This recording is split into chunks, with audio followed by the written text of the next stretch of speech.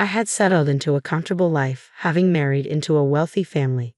As I relaxed in the hotel lobby, Mason's sharp voice disrupted my tranquility.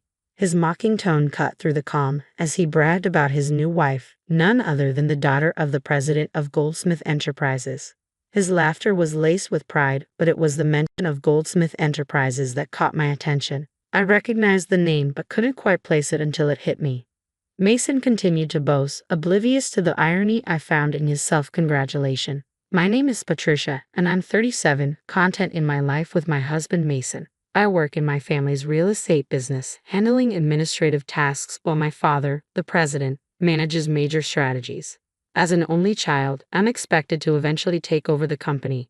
Despite the looming responsibility, I carefully balance my personal and professional life, especially around Mason. Mason, who completed high school and works for a moving company, has a demanding job that I respect. To avoid making him feel inadequate, I rarely discuss my university degree or my anticipated future as president. Mason and I met through a mutual friend during college. After my friend's move, which was managed by Mason's company, she introduced us. Although Mason was initially interested in her, after she turned him down, we began to get to know each other. His easygoing nature complemented my meticulousness, and our relationship blossomed. We married in our late 20s after a brief courtship, and our marriage has been smooth, bolstered by the warm acceptance of Mason's parents, a welcome contrast to the usual in-law challenges. Despite Mason's demanding job often keeping him late and physically exhausted, he remained committed to our marriage. Even on his toughest days, he would express gratitude as I waited up to share dinner with him. I felt fortunate to have such a devoted husband. However, after a year of marriage, our peaceful life started to show signs of strain. One night, as we settled into bed, Mason unexpectedly broached the topic of having children. His tone was tinged with irritation, catching me off guard. I had considered starting a family too, and although we weren't actively trying, I believed it would happen in time. I reassured him that there was no rush, wanting children, but knowing that stressing about it wouldn't help. I adopted a calm demeanor, but Mason, more assertive than usual, quoted statistics. You know, there's about a 90% chance of conceiving within a year for couples not using contraception. The figure seemed surprisingly high to me. I suggested we both get tested to address any potential issues together. Mason's reaction was unexpectedly harsh. What are you implying? That it's my fault? Usually, it's the woman's fault, he retorted with contempt. It was the first time he had spoken to me this way. I hadn't accused him of anything. I merely suggested a joint approach to find clarity.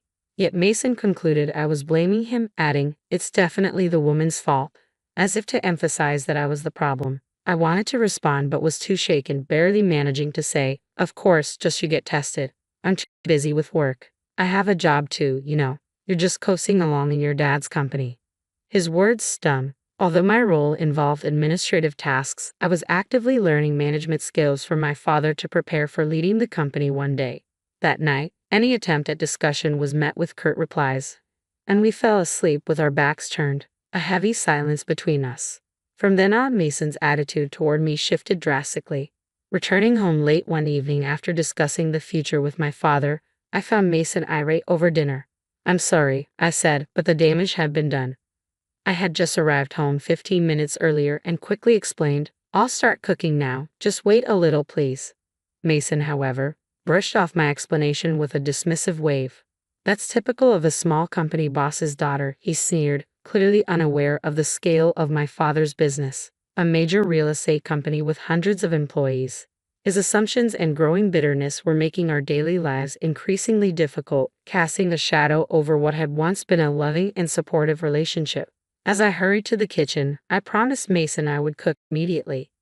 "Have a drink and relax while you wait," I suggested, knowing how alcohol seemed to soothe him. It saddened me that our relationship had come to rely on his evening drinks to avoid tension. I hated being scolded, but if it meant keeping the peace, even temporarily, I reluctantly accepted it as a necessary compromise. The next morning, Mason's cold demeanor lingered as he left for work, his parting words sharp. "Make sure dinner's ready when I get home." I exhaled deeply, my mind already focused on the day ahead. I had scheduled a day off to visit the gynecologist for fertility testing, a step Mason had insisted on, though he refused to participate himself. It was frustrating to handle this alone. but complaining wouldn't solve anything if the issue was with me. I was eager to start treatment, understanding that fertility could decline with age. The clinic was crowded, and I waited for an hour before my examination. After a series of tests, the doctor informed me that the results would be available at my next appointment. The possibility that I might be the one with fertility issues was daunting, but I was prepared to take whatever steps were necessary. When Mason returned home that evening, I told him I had gone for the fertility test. His response was indifferent. "Figures," he said. "If the problem is with you, at least you're getting tested. Let me know the results." His assumption that I was to blame for our difficulties in conceiving was hurtful. 6 years had passed, and I was now 37. Our attempts to have a child continued without success, and it seemed Mason had resigned himself to the idea of never becoming a father. His late nights became more frequent, and sometimes he didn't come home at all. When he did, he would say he'd been out drinking and singing karaoke until dawn. His behavior, reminiscent of a carefree college student rather than a committed husband, was incredibly frustrating. My work had become more demanding, and the dream of starting a family had to be put on hold. Mason's recent actions were becoming intolerable. One day, after Mason left the house on his day off, I noticed he had forgotten his smartphone in the living room. I picked up Mason's forgotten phone with the intention of returning it to his room, but it rang just as I grabbed it. The caller ID showed a name I didn't recognize. "Diana?" Assuming she was a colleague, I answered, intending to let her know Mason had left his phone at home. "Hey Mason, you're late," came the flirtatious voice from the other end. "I've been waiting for 50 minutes. Hurry up or we'll miss the park opening. We haven't had a date in so long." The mention of a date took me by surprise, and my heart raced as I realized this woman wasn't just a colleague. She was someone Mason was seeing romantically. My grip tightened on the phone, my mind swirling with shock and anger. While I was grappling with potential infertility, Mason had been carrying on an affair. His recent distance suddenly made sense, and I stood there, trembling with an overwhelming sense of betrayal. Determined to confront the situation, I started gathering evidence of his infidelity. Unlocking his smartphone with his birth date was effortless, and what I found was a call history and messages filled with affectionate and intimate exchanges with someone named Diana. Each message turned my stomach, but I meticulously documented everything, taking photos with my phone before returning his device to its usual spot, pretending nothing had changed. A month passed in this unsettling state of our fractured marriage until one day, my father, the president of our company, called me into his office. "I have something important to discuss with you," he said solemnly. His grave tone caught me off guard, and I braced myself for more stress. That evening, sensing that a change was imminent, Mason suggested we consider separating. I had already been contemplating how to address the divorce, given his infidelity, so his initiation was unexpectedly convenient. "Yes, let's get a divorce," I agreed, feeling a grim sense of relief. I agreed quickly, and Mason looked taken aback by my readiness. He seemed hopeful about his future with Diana, though his relief stung. I signed the divorce papers he presented, and he said nonchalantly, "I'll file these tomorrow. I'm leaving this house." "Are you sure about the mortgage?" I asked casually, suspecting he hadn't fully considered his financial situation without me. His job was demanding but not lucrative, and I doubted his ability to manage the mortgage payments on his own. Nevertheless, he appeared confident, or perhaps just naive. Given his betrayal, I felt no obligation to ease his transition. I moved back to my parents' house a few days later. They were initially concerned about my well-being but became furious when I explained Mason's infidelity. They supported my decision to leave him and reassured me repeatedly that parting ways was the best decision. Throwing myself into work, I tried to move past the emotional turmoil of my failed marriage. A year passed in a blur of commitments and projects. One evening, seeing how exhausted and stressed I had become, my father suggested, "Why don't you take a trip? It's going to get busy starting next month." Concerned for my well-being and grateful for the suggestion, I decided to take a solo trip to the Northeast, craving a change of scenery and some peace. The crisp, refreshing air of the Northeast seemed to cleanse my weary soul. The kindness of the locals helped mend my spirit. I decided to book a stay at a renowned hotel in Los Angeles, indulging in the best experience possible. After checking in, I relaxed in the lobby with a welcome drink, letting the fatigue of my journey melt away. I felt so at peace that I half-jokingly mentioned moving to Los Angeles. Just then, a familiar voice pierced through the calm. "Huh? Hey, what are you doing here? I turned, startled to see Mason entering the lobby with two large suitcases. My unexpected encounter with my ex-husband was the last thing I anticipated on this healing journey. As I absorbed the elegant charm of the Los Angeles hotel lobby, reality jolted me when I spotted Mason with a young woman on his arm. She appeared to be in her early 20s with flawless skin, bold makeup, and striking red nails. Her attire, a short skirt, seemed out of place given the cold weather. My eyes locked onto them in disbelief. "Why are you here, and who is she?" I blurted out, my curiosity getting the better of me despite my doubts about wanting answers. "Oh, let me introduce you," Mason said with a hint of excitement. I hadn't seen Mason in a long time, so his appearance took me by surprise. "This is Diana, my new wife," he announced with a smirk. "We're on our honeymoon, and guess what? She's the daughter of a wealthy businessman." The name Diana hit me like a wave. She was the same Diana from the phone call months ago. I felt a surge of discomfort at Mason's obvious pride in marrying someone so much younger and well-connected. "You're here alone?" Mason sneered, his voice dripping with disdain. "That's sad." Beside him, Diana eyed me with a smirk. "Hey Mason, is this your ex-wife? She looks so old." "Hurry up with the check-in," she said, her tone sharp and irritated. I managed to maintain my composure as Mason casually draped an arm around her, boasting, "Yeah, I'm set for life now. Marrying into money. You keep struggling in your modest life." Mason's high-pitched laugh cut through the serene atmosphere of the lobby, a stark contrast to the tranquility I had been enjoying. He continued to flaunt his new life. "Yeah, Diana is Goldsmith's daughter. You know Goldsmith Enterprises," he added, his pride palpable. The mention of Goldsmith Enterprises rang a bell. I recalled it as Mason's face lit up with childlike glee. "Impressive, huh? Her family's loaded. They even paid off our house mortgage quickly. Thanks for making the divorce easy, Patricia," he said sarcastically. "Yeah, I know them. They're in that big building downtown, right?" "I've been there," I replied calmly, barely fazed by his remarks. Mason looked surprised. "Oh, you've been there? Well, her family owns a huge company, so breaking up with you was the right choice," he smirked maliciously. I nodded, still calm. "That building, it's part of our real estate holdings," I mentioned casually, as if recalling a minor detail. "What do you mean, our real estate?" Mason and Diana chimed in together, both perplexed. "That building is rented by my father for his most prestigious office," I explained. "I'm not sure if your company is involved in real estate, but it's certainly not a shabby building." I spoke with a serene tone, though their skepticism was palpable. I knew there was no turning back. "Yes, I'm aware of how grand it is. I was there when my father purchased that building for about $500 million. Recently, he mentioned a tenant was behind on their rent. It turns out it was your company. My father is a real estate magnate with assets worth $5 billion, and that building is one of them. Goldsmith Enterprises has been the tenant for the past few months, and they haven't paid their rent." I watched their reactions closely.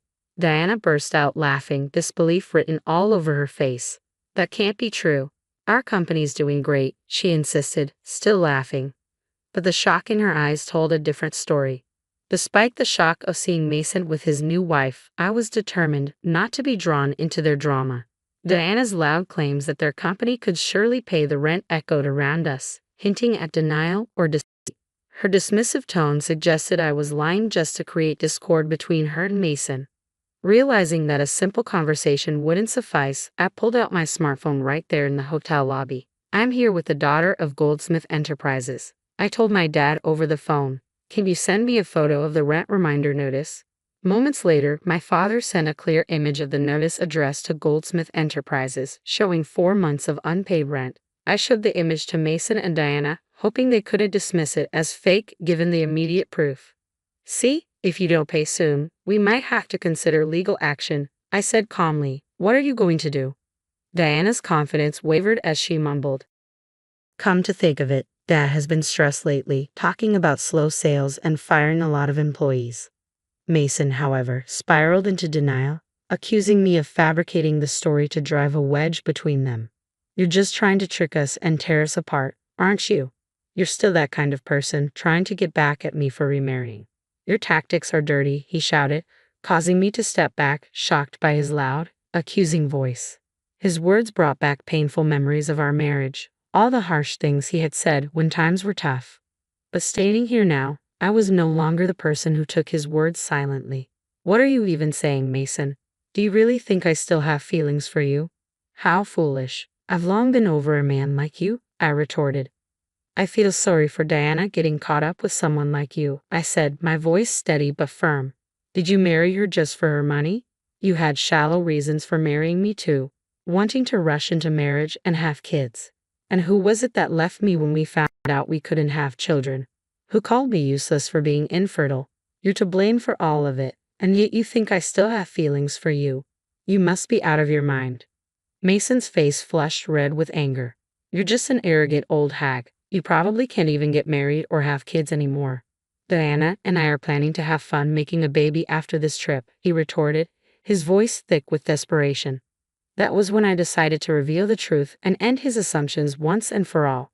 Oh, I didn't mention it, but I'm 5 months pregnant. I'm in the stable phase of my pregnancy, so my dad suggested I take this trip to relax. I said calmly.